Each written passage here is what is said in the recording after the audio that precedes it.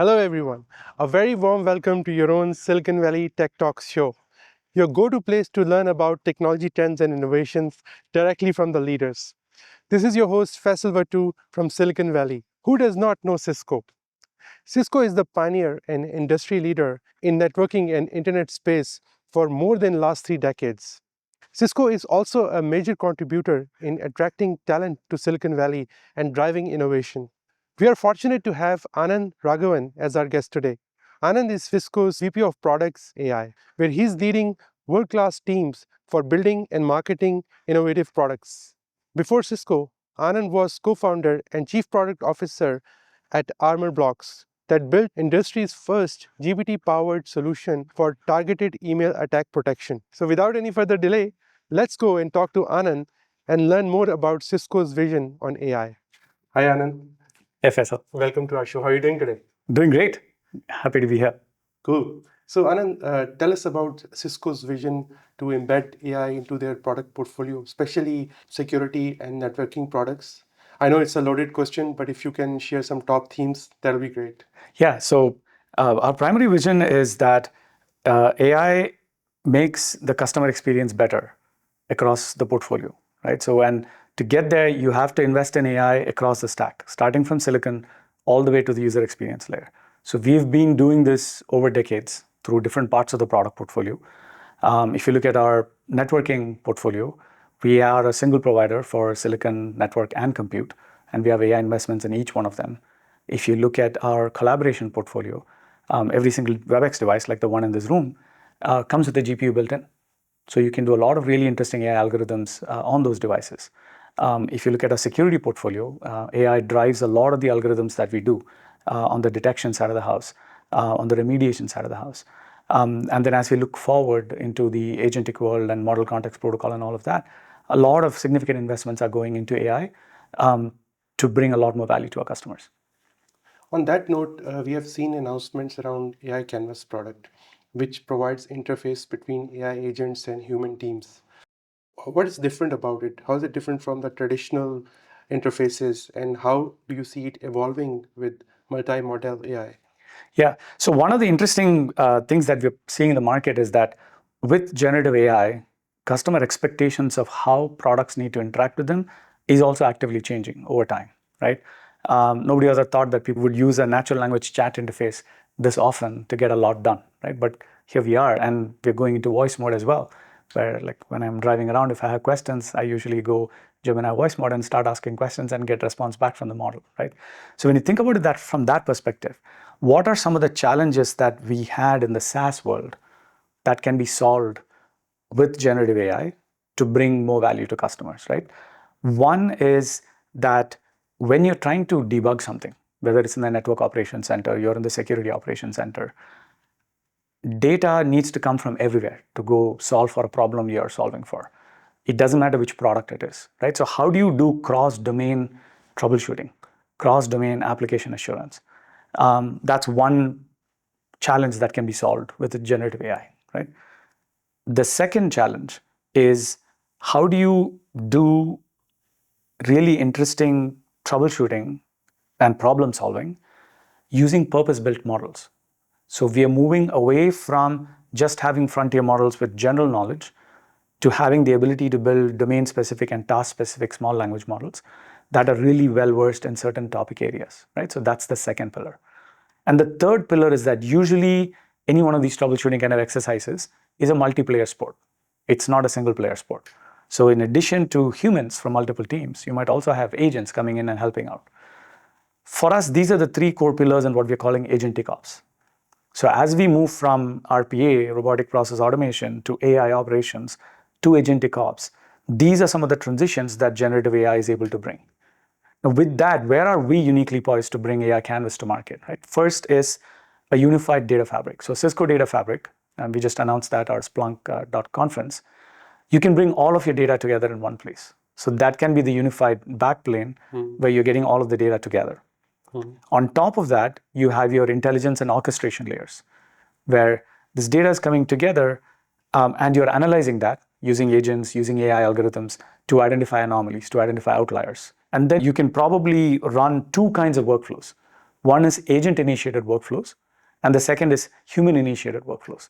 An agent-initiated workflow could be that an agent is observing that there's quality degradation based on certain logs that it's seeing and needs to take a particular action. A human-initiated workflow could be that I'm on a Microsoft Teams call and the quality was bad, and I'm logging in and asking in AI Canvas, why was Anand's call quality bad? Now, all of this involves, one, intent understanding, the ability to parse a user's intent and identify what they are trying to accomplish. Second is an agentic orchestration layer that actually can now go talk to multiple product areas, get the right sets of logs to be able to troubleshoot and understand what just happened. And that's where building a decentralized model context protocol, MCP server-based approach into each product area allows us to bring that capability. So Canvas orchestration can actually connect into each of these MCP servers. From an intent understanding, you can now orchestrate a certain runbook. Runbook was the old way of calling this. What we are calling them is reasoning traces. So we just announced this model called the deep network model, which is a Cisco trained model based on 40 years of networking knowledge that we have. So the deep network model can now, based on the user question, generate a reasoning trace that says, okay, it's almost like a chain of thought that you would see in a reasoning model, right? It says, okay, to troubleshoot this issue that Anand asked, these are the steps that I'm going to follow. And in each of those steps, it can go call a particular MCP server, which in turn might call some agents to get some data back. You bring all of this together now, you can now generate a UI. So we are calling that a generative UI experience, where charts are being shown to the user based on what they have asked. Compare this to the classical way of going to a SaaS dashboard and clicking in 10 different places to get to the information you want, right? So all of this brings together troubleshooting the way a user wants it, if it's a human-initiated experience. If it's an agent-initiated experience, the agent has already done the troubleshooting, done the problem solving. It just shows up and shows you, okay, here is a recommendation of what you need to do. So this brings together a unified assistant. It brings together this unified orchestration layer, and all of this data sitting across all of our portfolio powered by the Cisco Data Fabric. And it will scale with the multi-model evolution. Absolutely. And as, like, for example, you might want to show a topology diagram and say, what's wrong with this network topology diagram? It's able to process that and come back to you with feedback. Or it might tell you visually that, okay, here is what you need to do to change your configuration in your network to go solve for this network performance degradation issue. So Anand, there is tremendous amount of interest in enterprise community around AI agents, and there is ton of literature and talks explaining why AI agents add value for enterprises. But I have a counter question for you. What are some of the red flags enterprises should be wary of as they think about rushing to implementing AI agents and adopting them? Yeah. So some things, for example, today API calls are being referred to as agents, right? An API call is not an. What does it mean to be an agent?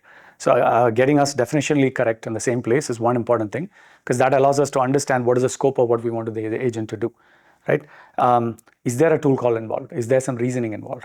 Can this run at scale? Can this be always on? Does it have access to the right sets of data? All of that goes into figuring out if something is an agent that can run autonomously or not. I mean, there's a saying that when you have full trust in AI, agents is just automation, because at that point it's just automating something that you know it will do the right thing, right? And there are few pieces that are risks along this, right? When you think about entities that interact with AI, today there are three kinds of entities. There is humans, there's devices and workloads, and then there is agents. Identity of each of these entities becomes very important. So when you think about Cisco's identity intelligence layer, we bring identity from all of these together onto one identity intelligence layer, right? So when you think about humans, we have Duo in our security portfolio.